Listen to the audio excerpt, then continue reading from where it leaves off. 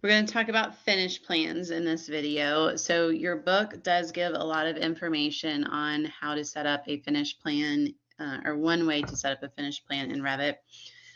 So the view of a finish plan for Revit is very different than what we see in a finish plan for AutoCAD. So let me just open this up some so we can see it a little better. So an AutoCAD finish plan, typically it'll have finish ID tags. So you might have, like, in each room, this might say a square with PT1 for the paint, and then you might have a triangle with C2 for the carpet, etc. If you have an accent wall, you would adjust that in there. For Revit, it's viewed typically more as this table that you see here. So it still has the same basic information, it's just a different view. So you have your ceiling. Let's see if I can get it so you can see it better. Ceiling, they're saying it's an ACT ceiling here, what the wall paint is, what the flooring is, and what the base is as it goes through, okay? Typically, the design firm you work with, they will have their own type of room tag that they've developed. Lots of times, and if you kind of look through this, you can see in your book, several of these offices have the exact same finishes in them. So lots of times design firms will actually create a finish group. So it might be finish group 1, and that's what's used in all the offices. So it keeps it with less information on the plan so that your plan's easier to read, and then it goes back to your finish schedule then with the further information. You have, even with this, you have to go back to a finish schedule to understand what paint 1 is, what carpet 1 is, etc. with that, okay? We are going to use this format because your book gives you a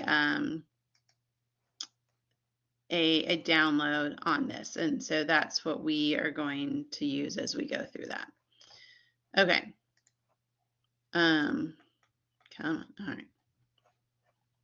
So to get, we're going to create a finish plan the same way we did before. So we'll do that. And then when you get to tagging rooms in the finish plan in your book, it's going to tell you where to download the finish tag from. Okay. So you're just going to go to this rafdbook.com downloads, and you will be able to get that. And I'll show you kind of what that looks like. So let's go ahead. We'll start with Revit and create our finish plan. I'm going to start from the partition plan to create a duplicate because that's kind of your basic starting point. I'm going to rename it to finish plan again. And then I'm going to make the changes. So I need to hide, again, my elevation symbol. And sometimes you have to hit it at just the right spot for it to select what you want. And then I also want to hide my furniture in this one, okay? So I've just got kind of a basic room as it goes through. My room tags did not come over. So we will, you see the room is there, but the room tags are not. So that's what, as we put in these new room tags, it will add that information back in. So let's go again. We're going to go to this rafdbook.com downloads. So let me just open that up. rafdbook.com/downloads. And it's under companion downloads. It's going to bring, so you'll just go to right now, whichever one we are in, the most current.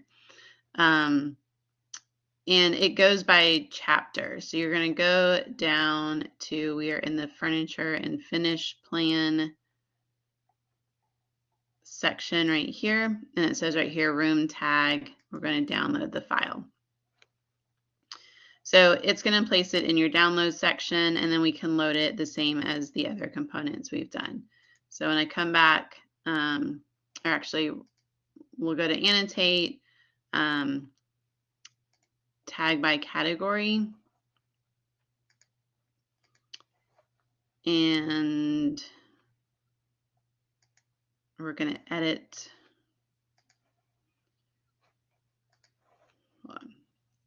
room tag. And we're going to edit the type. Okay, so sorry, let me go back through that so you can see it. The room tag is what we want. So there is a specific room tag. As we come over here, this is your basic. So we want to edit the type, and you're going to come up here to load, and then you're going to go to where you save that. So typically it's going to go into your downloads. There's mine right there. I'm going to hit open, and it's going to pull everything in and just hit OK. So now as I place it, you can see that it's got all that information that's in there. And it's automatically picking up the room number as well from where I have placed that before, so you don't have to change that. So I'm just going to place that in each of the offices and then hit modify to get out of that.